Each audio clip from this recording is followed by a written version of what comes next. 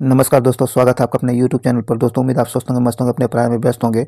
दोस्तों, जैसा कि आप लोग को पता है, हम लोग बिहार दरोगा का प्रैक्टिस सेट शुरू किए हुए हैं, जो कि यूटेरिया पब्लिकेशन के द्वारा जारी किया गया बुक से लिया गया है। तो इस बुक में टोटल 15 सेट को शामिल किया गया है, जिसमें हम लोग 10 टेस्ट देख चुके हैं। आज हम 11 नंबर का टेस्ट देखेंगे, जो काफ़ी ज़्यादा इंपॉर्टेंट होने वाला है। जो भी आप उन 10 वीडियो को नहीं देख पाए हैं, तो उसे देखने के लिए डिस्क्रिप्शन में प्ले लिस्ट का लिंक दे दिया गया, उसे जाकर जरूर देख लीजिए, ताकि इसका फ़ायदा मिल सके। और इस वीडियो को शुरू से अंत तक जरूर देखिए। और टेस्ट लगाने से पहले आप जब टेस्ट लगाने बैठते हैं, तो आप कॉपी कलम के साथ बैठा कीजिए, ताकि जो भी आपको नहीं आता है उसे नोट कर लीजिएगा, और जो एक्स्ट्रा फैक्ट बताया जाता है उसे भी जरूर नोट कर लीजिएगा, ताकि इसका फ़ायदा आपको मिल सके। तो चलिए, ज़्यादा टाइम नहीं गवाते हैं, इस सेशन को आगे बढ़ाते हैं। आगे बढ़ने से पहले अगर आप चैनल पर नए हैं तो चैनल सब्सक्राइब करके घंटी दबा लीजिए, ताकि आने वाली वीडियो का नोटिफिकेशन आपको आसानी से मिल सके। और दोस्तों, इसे लाइक शेयर जरूर कीजिए, ताकि ये मैक्सिमम लोगों तक पहुँच सके। तो चलिए, आज का पहला क्वेश्चन हम लोग देखते हैं। कहता सिंधु घाटी सभ्यता जो है, सिंधु घाटी सभ्यता के विषय में निम्नलिखित में से कौन सा कथन गलत है। सिंधु घाटी सभ्यता के बारे में कौन सा कथन गलत दिया गया, ये आपको बताना है। तो आइए देखते हैं। कहता स्वतंत्रता पश्चात सिंधु घाटी सभ्यता के सर्वाधिक स्थल गुजरात से खोजे गए हैं। तो यह सही है क्या? यह सही है, लेकिन हमें गलत ढूंढना है। आगे कहता है नक्काशीदार ईंटों के प्रयोग का साक्ष्य लोथल से प्राप्त हुआ है। यही गलत है। क्या है? लोथल से नहीं, कालीबंगन से प्राप्त होगा। कालीबंगन से प्राप्त हुआ है। तो आपको बी नंबर यहाँ सही आंसर हो जाएगा, जो कि गलत दिया गया है। बाकी सी नंबर जो सही है, कहता है रंगपुर की खोज 1853 में रंगनाथ राव द्वारा किया गया था। तो यह भी सही है। और सिंधु घाटी सभ्यता की खोज आपको दयाराम साहनी द्वारा 1921 में किया गया। तो ये आपको सही है ही। तो यहाँ आपको बी नंबर सही आंसर हो जाएगा, जो गलत दिया गया है। यहाँ अगर कालीबंगन रहता तो यह भी सही हो जाता, ये ध्यान रखिएगा। आगे कहता है प्रागैतिहासिक स्थल बोलन किस नदी के किनारे स्थित है। प्रागैतिहासिक स्थल बोलन जो है, यह किस नदी के किनारे स्थित है? तो ये आपको बेलन नदी के किनारे स्थित है। कहाँ? बेलन नदी के किनारे स्थित है। तो यहाँ सी नंबर से आंसर हो जाएगा, बेलन नदी के किनारे। चलिए आगे बढ़ते हैं हम लोग।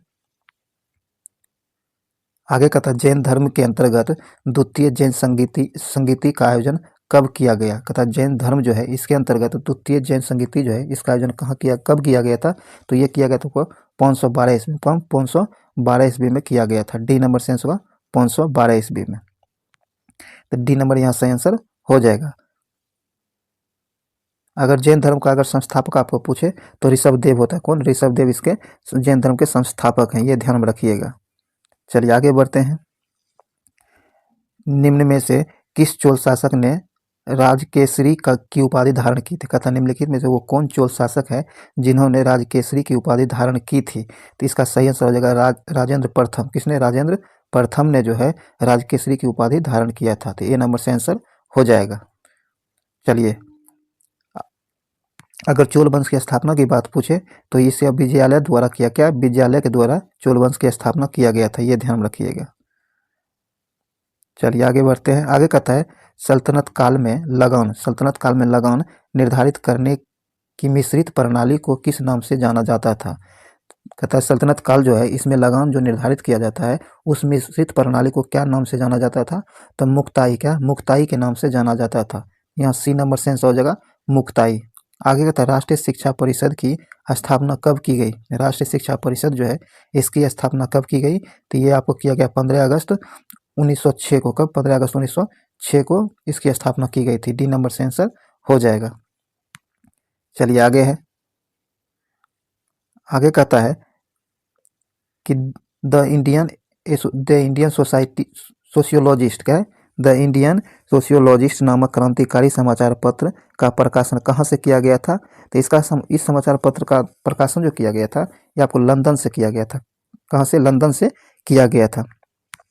और ये किया गया था आपको श्याम जी कृष्ण वर्मा के द्वारा किया गया था 1905 में। कब? 1905 में श्याम जी कृष्ण वर्मा के द्वारा 1905 में लंदन से इसका प्रकाशन किया गया था, ये ध्यान रखिएगा। चलिए आगे बढ़ते हैं।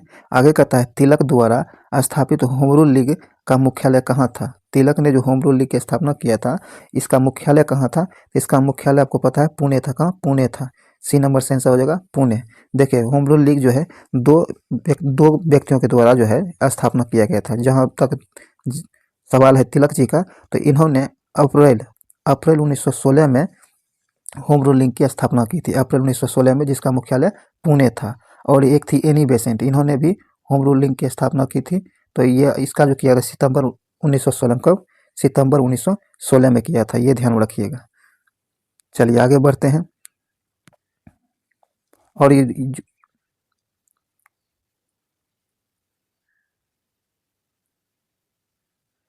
आगे है कि 1937 में प्रांतीय चुनाव में कांग्रेस द्वारा मंत्रिमंडल का गठन किन राज्यों में किया गया था? कहता है 1937 के प्रांतीय चुनाव में कांग्रेस के द्वारा मंत्रिमंडल का गठन किन राज्यों में किया गया था, ये आपको बताना है किन किन राज्यों में। तो इसका सही आंसर आपको हो जाएगा बॉम्बे में किया गया था, उसके बाद मद्रास में भी किया गया था, उसके बाद मध्य प्रांत में और उड़ीसा में। यानी बॉम्बे, मद्रास, मध्य प्रांत और उड़ीसा, इन चारों जगह जो है कांग्रेस के द्वारा मंत्रिमंडल का गठन किया गया था। तो यहाँ आपको बी नंबर से आंसर हो जाएगा।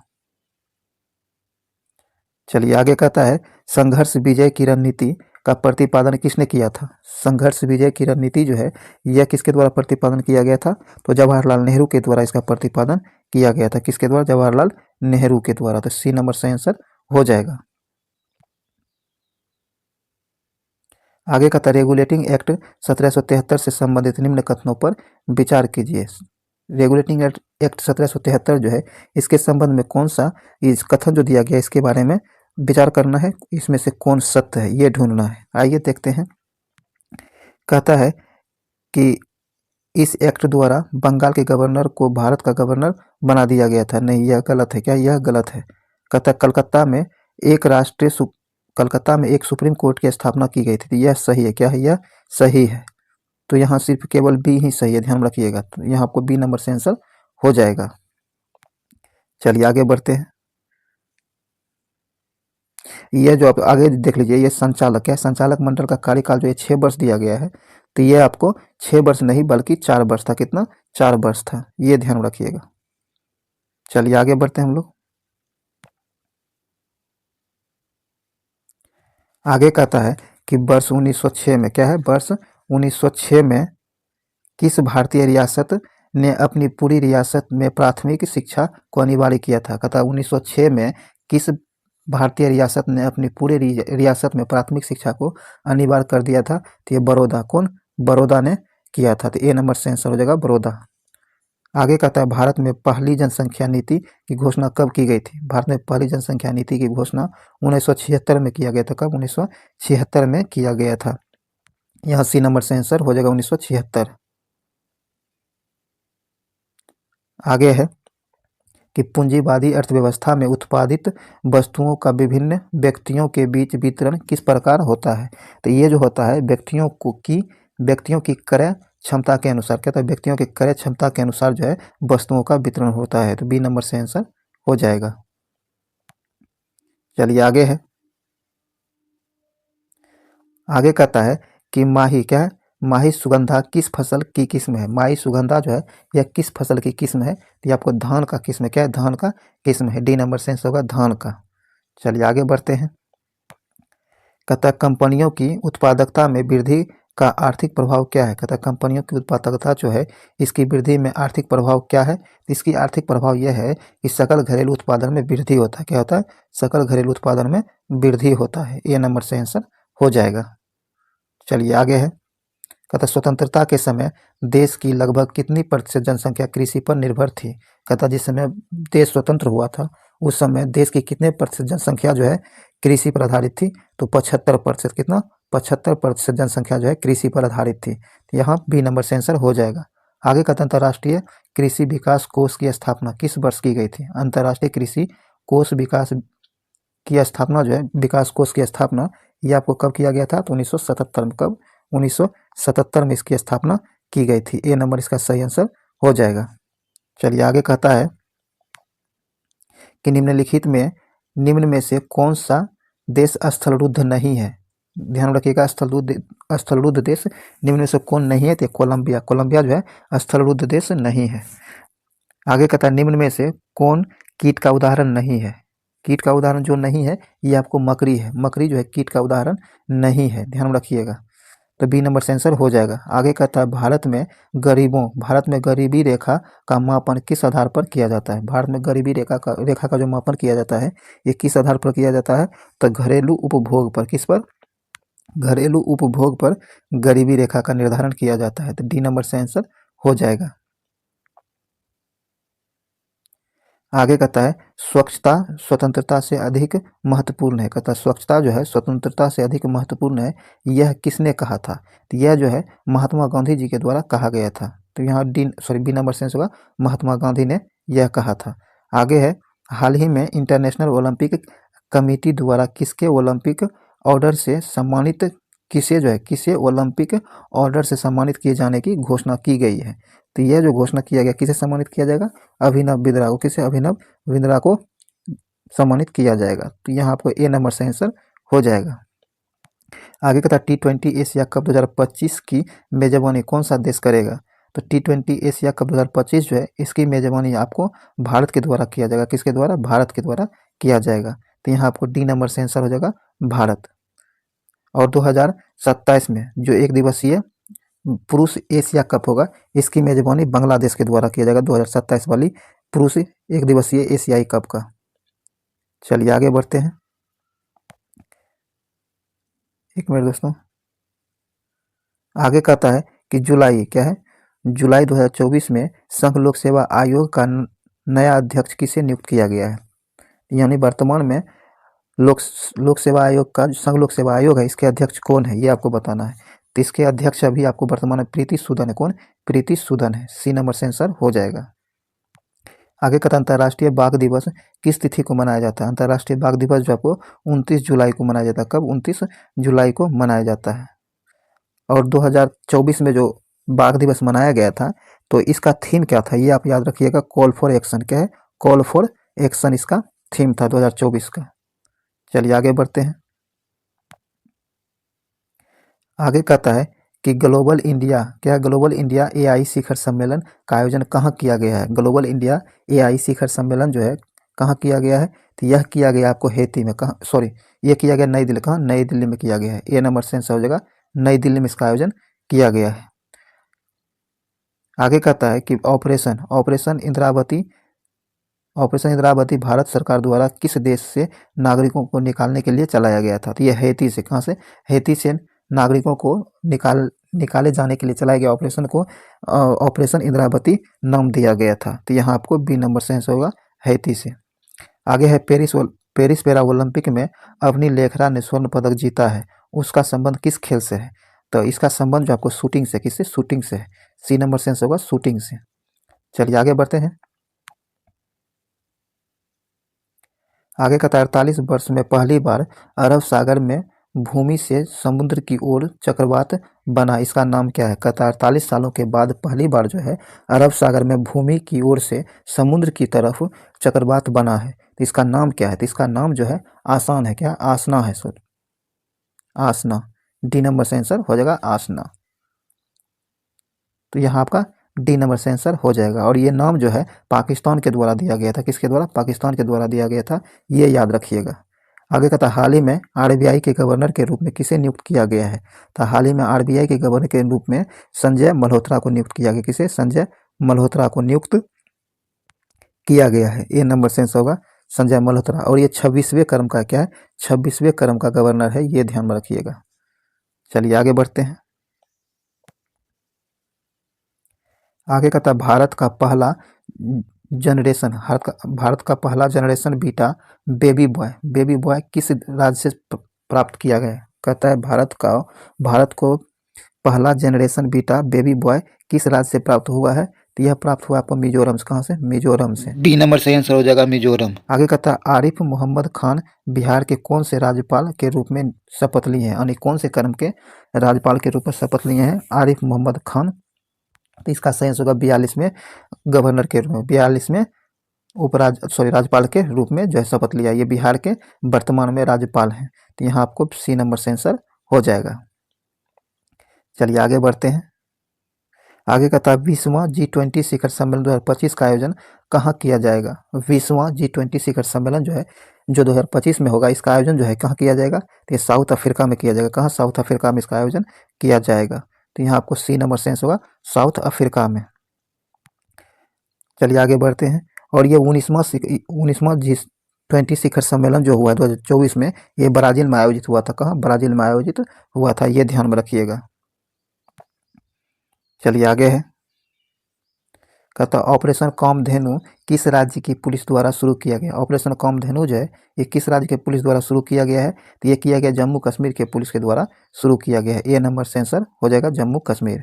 आगे कहता है मेजर ध्यानचंद खेल रत्न पुरस्कार 2024 से कितने खिलाड़ी को सम्मानित किए जाने की घोषणा की गई है, तो ये 4 खिलाड़ियों को, कितने? 4 खिलाड़ी को मेजर ध्यानचंद खेल रत्न 2024 का पुरस्कार दिया जाएगा, 4 खिलाड़ी को। तो यहाँ सी नंबर सेंसर हो जाएगा।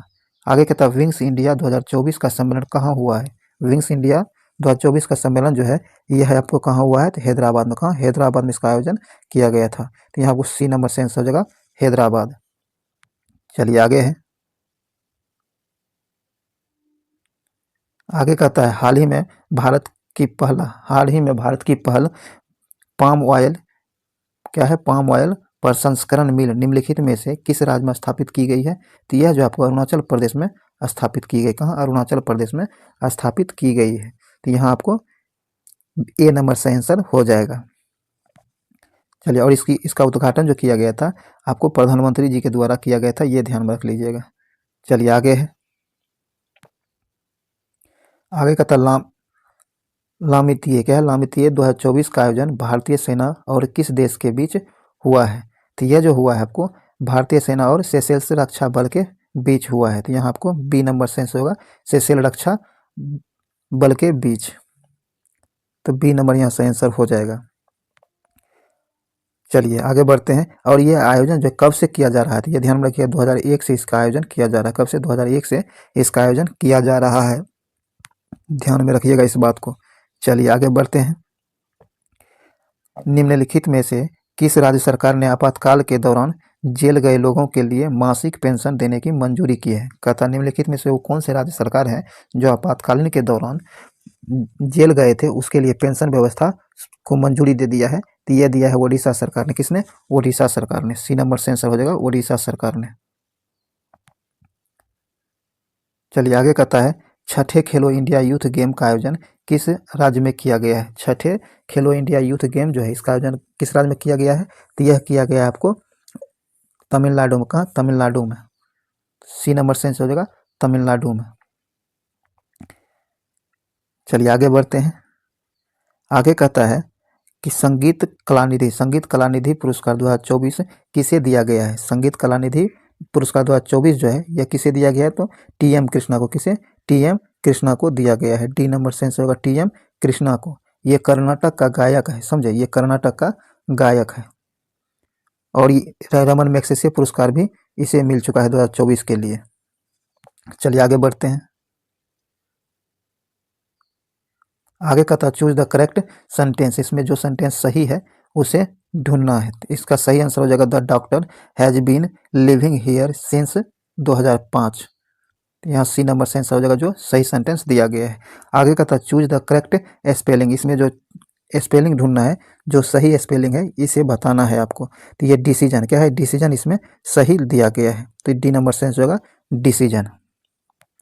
आगे कहता है the antonym of the word, तो ये जो वर्ड दिया गया आपको चेओटिक, तो चेओटिक का एंटोनिम क्या होगा, तो इसका सही आंसर आपको हो जाएगा आपको सिस्टमेटिक। क्या है? सिस्टमेटिक, इसका मतलब अराजकता होता है और सिस्टमेटिक का मतलब ही होता है सुसज्जित। तो आपको यहाँ डी नंबर से आंसर होगा, यानी सिस्टम से, क्रमबद्ध। तो यहाँ आपको डी नंबर से आंसर हो जाएगा क्योंकि उल्टा पूछा गया था। चलिए आगे बढ़ते हैं हम लोग, आगे कहता निम्न में से कौन व्यक्तिवाचक संज्ञा का उदाहरण है। कहता नीचे दिए गए में से कौन व्यक्तिवाचक संज्ञा का उदाहरण है, तो ये आपको दिनकर, क्या है? दिनकर जो है व्यक्तिवाचक की संज्ञा का उदाहरण है, तो बी नंबर से आंसर हो जाएगा। आगे कहता कौन सा शब्द हमेशा बहुवचन के रूप में प्रयोग किया जाता है। कहता नीचे दिए गए में वो कौन सा शब्द है जो हमेशा बहुवचन के रूप में प्रयोग में लाया जाता है, तो ये आपको प्राण जो है बहुवचन के रूप में हमेशा प्रयोग में आता है, तो यहाँ पर सी नंबर से आंसर हो जाएगा। चलिए आगे बढ़ते हैं हम लोग, आगे का था महोत्सव का अर्थ क्या है। महोत्सव जो है इसका अर्थ है, इसका अर्थ है महान है जो उत्सव। क्या है, महान है जो उत्सव। तो यहाँ आपको सी नंबर से आंसर हो जाएगा। चलिए आगे कहता है वेदोक्त। क्या है, वेदोक्त शब्द का संधि विच्छेद क्या है। तो इसका संधि विच्छेद होगा वेद जोड़ उक्त। क्या होगा, वेद जोड़ उक्त होगा। तो यहाँ आपको ए नंबर इसका आंसर हो जाएगा। चलिए आगे है, आगे कहता है मृगनयनी में कौन सा समास है। मृगनयनी जो है इसमें कौन सा समास है। तो इसमें आपको कर्मधाराय समास है। क्या, कर्मधाराय समास है। आगे कहता है सूर्य के प्रकाश की लाल और हरे, सूर्य की प्रकाश की लाल और हरे तरंगदैर्घ्य के अलावा सूर्य के प्रकाश की कौन सी अन्य तरंगदैर्घ्य समुद्र में पानी के अणुओं द्वारा अवशोषित होता है। तो ये आपको पीला, क्या था, पीला रंग। डी नंबर से आंसर हो जाएगा पीला। आगे कहता है क्षैतिज रूप से स्थित क्षण चुंबक। कहता है क्षैतिज रूप से स्थित क्षण चुंबक चुंबक के चुंबकीय क्षेत्र की उदासीन बिंदु कौन सा होता है। तो इसका उदासीन बिंदु जो होता है वह बिंदु जो चुंबकीय क्षेत्र शून्य होता है। डी नंबर से आंसर हो जाएगा। चलिए आगे कहता है कि एक आनत तल पर वस्तुओं की गति का अवलोकन करके किसने यह निष्कर्ष निकाला कि जब वस्तुओं पर कोई बल कार्य नहीं करता है तो वह नियत गति से गतिमान रहती है। तो ऐसा जो है गैलीलियो ने कहा था। किसने, गैलीलियो ने कहा था। तो यहाँ आपको ए नंबर से आंसर हो जाएगा गैलीलियो। आगे कहता है ध्वनि के संबंध में निम्नलिखित में से कौन सा कथन सही नहीं है। क्या है, सही नहीं है यानी गलत है। ध्वनि के संबंध में उसे ढूंढना है। तो आइए देखते हैं। कहता है ध्वनि निर्वात में संचारित हो सकता है, यही गलत है। तो यहाँ ए नंबर से आंसर हो जाएगा। ध्वनि जो है निर्वात में गमन नहीं कर सकता है, क्योंकि ध्वनि को गमन करने के लिए किसी न किसी माध्यम की आवश्यकता होती है। तो ये ध्यान में रखिएगा। तो यहाँ आपको ए नंबर गलत दिया गया है। बाकी आपको सभी सही है कि मानवाक तंतुओं के कंपन द्वारा ध्वनि उत्पन्न होता है, सही है। अप्रिय ध्वनियाँ शोर कहलाती है। जो आपको पसंद ना हो वो आपको शोर के रूप में महसूस होता है, तो यह भी सही है। आवृत्ति को हर्ट्ज में व्यक्त किया जाता है। यानी कहता है कि आवृत्ति जो है, ध्वनि की आवृत्ति को हर्ट्ज में व्यक्त किया जाता है। और एक क्वेश्चन आपको हमेशा पूछा जाता है कि मानव का कान जो है श्रव्य आवृत्ति, मानव के कान का श्रव्य आवृत्ति कितनी होती है। तो ये आपको 20 हर्ट्ज, कितना, 20 हर्ट्ज से लेके 20,000 हर्ट्ज तक होता है। ये ध्यान में रख लीजिएगा। ये भी एग्जाम में बहुत बार पूछा गया है। चलिए आगे है, आगे कहता है टोकामक। टोकामक नामक उपकरण निम्नलिखित में से किस प्रकार के ईंधन से संबंधित है। टोकामक नामक उपकरण जो है ये किस प्रकार के ईंधन से संबंधित है। तो इसका संबंध जो है परमाणु से, किससे, परमाणु से। सी नंबर से आंसर हो जाएगा परमाणु। आगे कहता है सेंटीमीटर ग्राम सेकेंड। क्या है, सेंटीमीटर ग्राम सेकेंड यानी सीजीएस प्रणाली में चुंबकीय तीव्रता का मात्रक क्या होता है। तो इसका मात्रक ओरेस्टेड होता है। क्या, ओरेस्टेड होता है। डी नंबर से आंसर हो जाएगा। चलिए आगे बढ़ते हैं। आगे कहता है नेबुलर परिकल्पना के अनुसार आकाश गंगा कैसी बनती है। कहता है नेबुलर परिकल्पना जो है इसके अनुसार आकाश गंगा कैसे बनती है। तो यह जो बनती है वो नेबुलर नामक एक बहुत से बड़े बादल के रूप में हाइड्रोजन गैस के संचय द्वारा इसका निर्माण होता है। तो यहाँ डी नंबर यह सही आंसर हो जाएगा। चलिए आगे कहता है कि निम्नलिखित में से कौन सा कथन सत्य है। ये आपको बताना, जो सही है उसे बताना है। तो सही आपको हो जाएगा कि धातु अम्लों से अभिक्रिया करते हैं और धातु लवण तथा हाइड्रोजन गैस बनाते हैं। यहाँ ए नंबर से आंसर हो जाएगा। चलिए आगे कहता है निम्नलिखित में से कौन एलईडी अर्धचालक प्रौद्योगिकी में प्रयुक्त धातु में से एक है। तो इसका सेंस होगा गैलियम। क्या है, गैलियम। सी नंबर सेंस होगा गैलियम। आगे है सॉरी, आगे है क्या होता है जब अम्ल या क्षार को जल में मिलाया जाता है।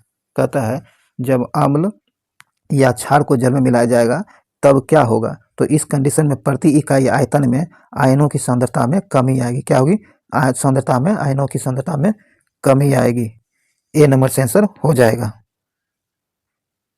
सॉरी दोस्तों, आगे कहता है निम्नलिखित में से कौन सा एक सफेद और पीले रंग का ठोस है जिसमें हल्की सुगंधित गंध होती है जिसे ऊर्ध्वपातन की प्रक्रिया द्वारा शुद्ध किया जाता है। तो ये हो जाएगा आपको एंथ्रासीन। क्या है? एंथ्रासीन।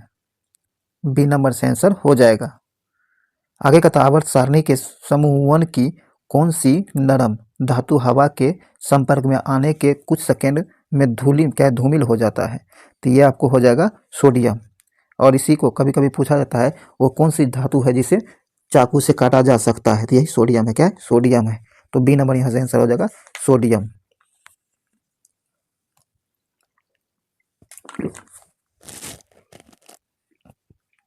चलिए आगे बढ़ते हैं। आगे का था निम्नलिखित में से किन नियम के अनुसार गैसों के मिश्रण का दाब अभी गैसों के आंशिक दबावों के योग के बराबर होता है? किस नियम के अनुसार ऐसा होता है ये पूछा गया है। तो ये होगा आपको डाल्टन के नियम से। किसे? डाल्टन के नियम से। सी नंबर से आंसर हो जाएगा डाल्टन के नियम से। आगे है निम्नलिखित में से कौन एक ध्रुवीय अणु है? ध्रुवीय अणु निम्नलिखित में कौन है? तो ये जल जो है आपको ध्रुवीय अणु का उदाहरण है। तो यहाँ डी नंबर से आंसर हो जाएगा। आगे का था निलंबन के संबंध में निम्नलिखित में से कौन सा कथन सत्य है? ये आपको बताना है। निलंबन जो है इसके संबंध में कौन सा कथन सही है?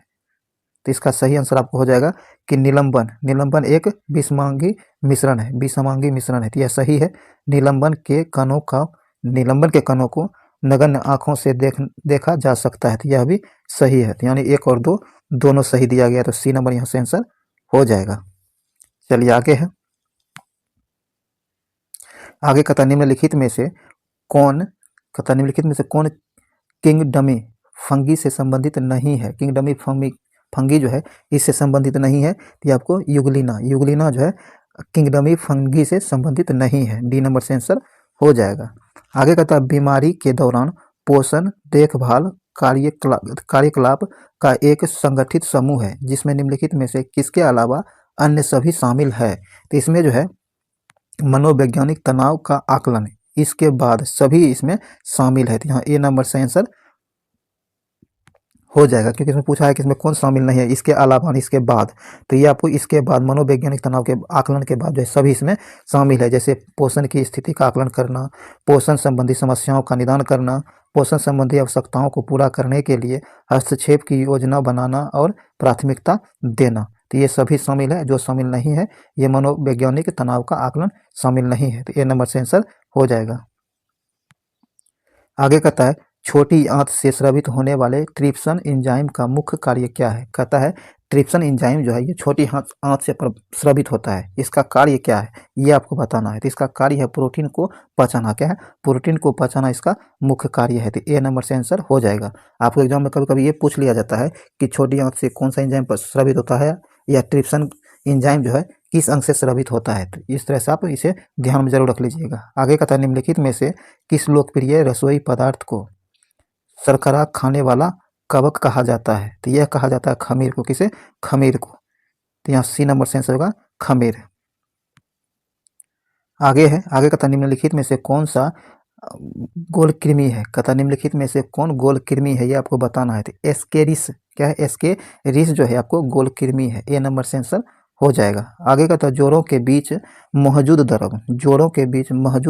द्रव जो होता है जो जोड़ों की गति को आसान बनाता है वह क्या कहलाता है? जो हड्डी जो जुड़ता है कहीं भी शरीर के अंग में तो उसमें जो द्रव पाया जाता है तो उस द्रव को जो किसी भी जैसे मोड़ने में ही सहयोग करता है तो उसका जो है ये द्रव का नाम क्या है ये आपको बताना है। वह द्रव क्या कहलाता है? तो यह द्रव जो आपको सिनोविल कहलाता है। क्या होता है? सिनोविल कहलाता है। तो डी नंबर से आंसर हो जाएगा सिनोविल। आगे कहता है जुगाली करने वाले पशु जैसे मवेशियों में क्या मौजूद होता है जो मौजूद जीवाणु सेलुलोज के पाचन में मदद करता है? तो इसमें क्या मौजूद रहता है ये आपको पूछा गया है। तो आपको रूमेन। क्या है? रूमेन जो है इसमें मौजूद होता है जो सेलुलोज को पचाने में मदद करता है। तो यहाँ आपको ए नंबर से आंसर हो जाएगा। चलिए आगे बढ़ते हैं। आगे कहता है मानव शरीर का निम्नलिखित में से कौन सा भाग ग्रंथि शरीर में तापमान को बनाए रखता है? कहता है मानव शरीर का निम्नलिखित में से वो कौन सा भाग या ग्रंथि शरीर के तापमान को बनाए रखता है? तो ये क्वेश्चन बहुत बार पूछा गया है। हाइपोथैलेमस ग्रंथि। क्या हाइपोथैलेमस ग्रंथि होती है? तो यहाँ डी नंबर से आंसर हो जाएगा हाइपोथैलेमस ग्रंथि। चलिए आगे कहता है, पुष्प का कौन सा भाग स्त्री केसर के शीर्ष पर चिपचिपा सतह है, यह पराग को फंसा कर रखता है। तो इसका सही आंसर हो जाएगा वर्तिकाग्र। क्या होता है? वर्तिकाग्र। तो बी नंबर से हो जाएगा वर्तिकाग्र। आगे है, निम्नलिखित में से कौन कौन सा रोग मच्छर के काटने से नहीं होता है? ध्यान में रखिएगा, मच्छर के काटने से कौन सा रोग नहीं होता है?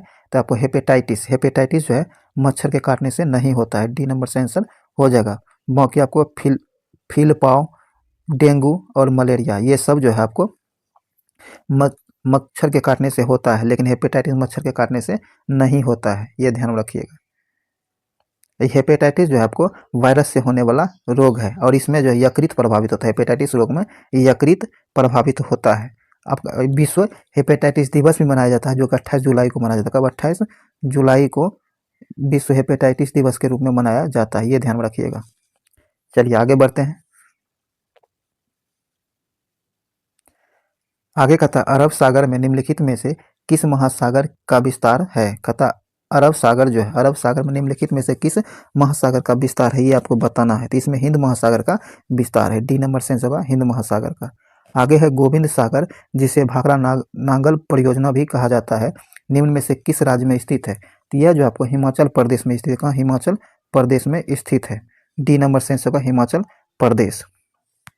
और ये सतलुज नदी पर बनाया गया। किस पर? सतलुज नदी पर बनाया गया है, जो कि हिमाचल प्रदेश राज्य में स्थित है, ये ध्यान में रखिएगा। चलिए आगे बढ़ते हैं।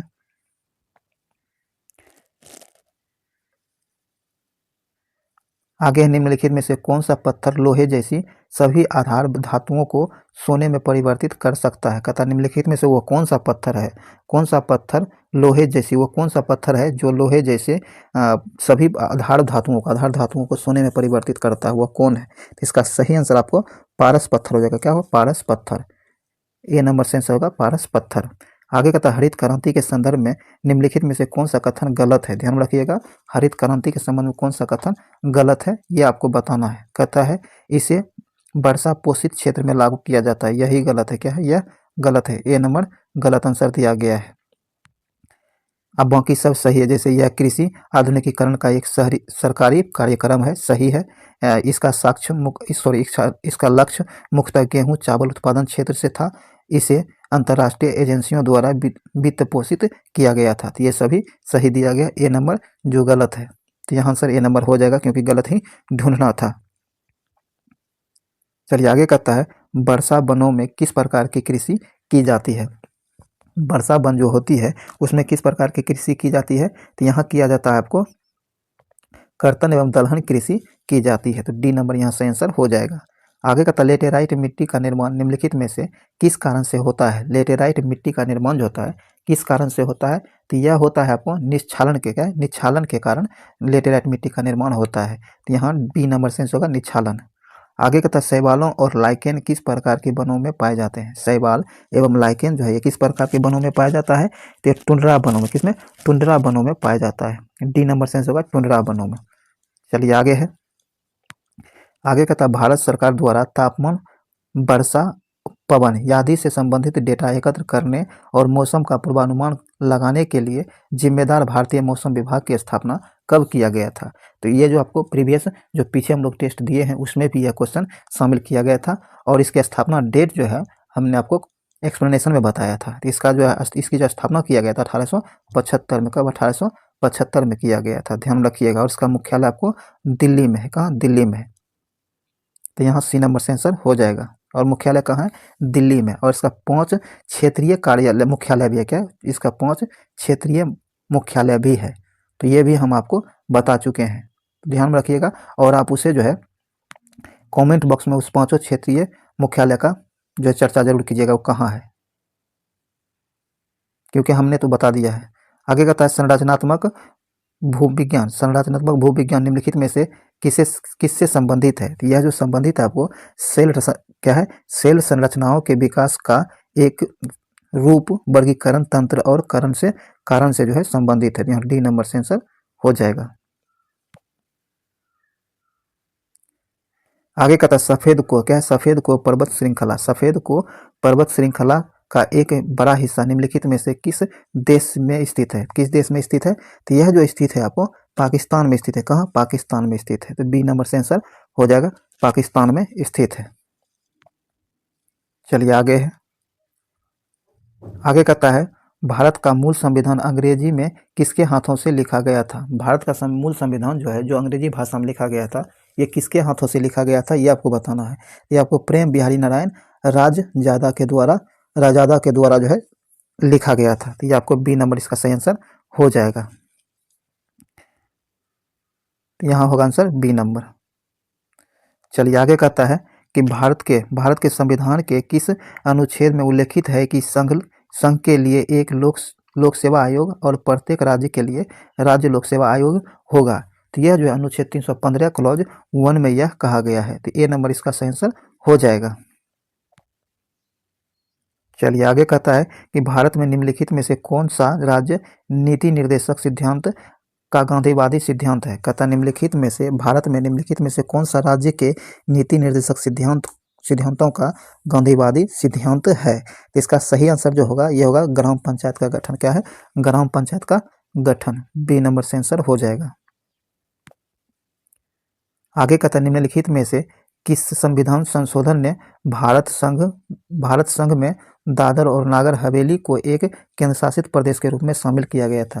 कहता कि वह कौन सा संविधान संशोधन था जिसके तहत भारत संघ में दादर और नागर हवेली को केंद्र शासित प्रदेश के रूप में शामिल किया गया था? तो ये था आपको 10वां संविधान संशोधन। कौन? 10वां संविधान संशोधन। बी नंबर से आंसर हो जाएगा 10वां संविधान संशोधन। और ये 10वां संविधान संशोधन जो हुआ था, यह हुआ था 1961 में। कब? 1961 में। यह ध्यान रखिएगा। चलिए आगे बढ़ते हैं। आगे कहता है सांस्कृतिक व शिक्षा के अधिकार का उद्देश्य क्या है? सांस्कृतिक और शिक्षा का अधिकार जो है अल्पसंख्यकों समुदायों की भाषा, सांस्कृतिक और धर्म की रक्षा करना इसका उद्देश्य है। बी नंबर से आंसर हो जाएगा। आगे कहता निम्नलिखित में से किस आयोग ने सिफारिश की थी कि राज्यपाल की नियुक्ति निष्पक्ष होनी चाहिए? कहता निम्नलिखित में से वो कौन से आयोग है जिन्होंने यह सिफारिश किया था कि राज्यपाल की नियुक्ति जो है यह आपको निष्पक्ष रूप से होनी चाहिए? तो ये आपको सरकारिया आयोग के द्वारा यह सिफारिश किया गया था। किसके द्वारा? सरकारिया आयोग के द्वारा। तो सी नंबर से आंसर हो जाएगा। ये सरकारिया आयोग जो है ये आपको 1983 में आया था। कब? 1983 में आया था। और ये क्या है? फजल अली आयोग। फजल अली आयोग जो है ये आपको 1953 में। कब? फजल अली आयोग जो है 1953 में। और ये मंडल आयोग जो है आपको कब आया था? ये आप कमेंट बॉक्स में जरूर बताइएगा कि मंडल आयोग कब आया था, क्योंकि पीछे हम बता चुके हैं। जो भी हम पीछे बताए हैं या तो उसे वीडियो देखिए या तो सर्च करके किसी भी तरह आप उसे कमेंट बॉक्स में लिखिए। जब लिखिएगा तो आपको वह याद रह जाएगा। भले ही आप सर्च करके या देख करके लिखिएगा, लेकिन जब एक बार आप लिख दीजिएगा तो आपके स्मरण में रहेगा और आप कभी नहीं भूल पाइएगा। तो इसीलिए आप इतना मेहनत तो करिए जरूर। आगे कहता निम्नलिखित में से कौन उस समिति का हिस्सा नहीं है जिसका निर्माण केंद्रीय सूचना आयोग के मुख्य आयुक्त के नियुक्ति के संबंध में प्रधानमंत्री से सुझाव देने के लिए कहा जाता है या किया गया है? तो इसका सही आंसर हो जाएगा आपको लोकसभा अध्यक्ष। क्या है? लोकसभा अध्यक्ष के चुनाव के लिए जो है सलाह लिया जाता है। तो यहाँ ए नंबर से आंसर हो जाएगा। आगे कहता है भारतीय संविधान जो है इसका द्विसदनात्मक विधायिका क्या है? भारतीय संविधान का द्विसदनात्मक विधायिका जो है यह दो सदन वाला विधायी निकाय है। बी नंबर यहाँ सही आंसर हो जाएगा। चलिए आगे है। आगे कहता है कि निम्नलिखित में से कौन सा प्रस्ताव किसी समुदाय द्वारा सदन के सापेक्ष किसी मामले पर बहस को संक्षिप्त करने के लिए पेश किया गया एक प्रस्ताव है? तो इसका सही आंसर हो जाएगा आपको समापन। क्या है? समापन। ए नंबर से आंसर हो जाएगा। आगे कहता है 2 या 2 से अधिक राज्यों के बीच विवाद सर्वोच्च न्यायालय के किस क्षेत्राधिकार के अधीन आता है? कहता है 2 या 2 से अधिक राज्यों के बीच जो विवाद हो जाता है तो यह विवाद सर्वोच्च न्यायालय के किस क्षेत्राधिकार के अधीन आता है, यह आपको बताना है। तो यह सर्वोच्च न्यायालय के मौलिक क्षेत्राधिकार के अंतर्गत आता है। ए नंबर से आंसर हो जाएगा। चलिए यहाँ ए नंबर से आंसर हो जाएगा। अब आगे जो है मैथ दिया गया है, तो इसका आंसर आप ले लीजिए और इसे सॉल्व करके जरूर देखिएगा और सॉल्व जरूर कर लीजिएगा। तो इसका आंसर जो 96 का आंसर आपको 1 हो जाएगा और 97 का आंसर जो है आपको ए हो जाएगा 4 वर्ष। 98 जो है 98 का आंसर आपको सी हो जाएगा, क्या होगा सी। और 99 के आंसर की बात कहिएगा तो ये आपको बी होगा 4, सॉरी 400। और ये लास्ट क्वेश्चन जो है इसका आंसर आपको 2 वर्ष होगा, कितना 2 वर्ष होगा। तो दोस्तों जो भी मैथ आपको छोड़ दिया जाता है, 5 मैथ होता है, तो आप इसे सॉल्व जरूर कर लीजिएगा, ताकि इससे आपको प्रैक्टिस होते रहेगा तो आपको एग्जाम में दिक्कत नहीं होगा। तो चलिए इसी के साथ ये वीडियो समाप्त करते हैं। दोस्तों अगर ये वीडियो आपके लिए यूजफुल रहा तो इसे लाइक शेयर कर दीजिए और अपने दोस्तों के साथ इसे शेयर जरूर करिए। चैनल पर नए तो चैनल सब्सक्राइब करके घंटी दबा लीजिए, ताकि आने वाले वीडियो का नोटिफिकेशन आपको आसानी से मिल सके। और जो भी इस वीडियो में कमी है उससे कमेंट बॉक्स में जरूर बताइए और कारण बताइए, ताकि उसका सुधार किया जा सके। तो चलिए फिर मिलते हैं अगले वीडियो में, तब तक के लिए जय हिंद।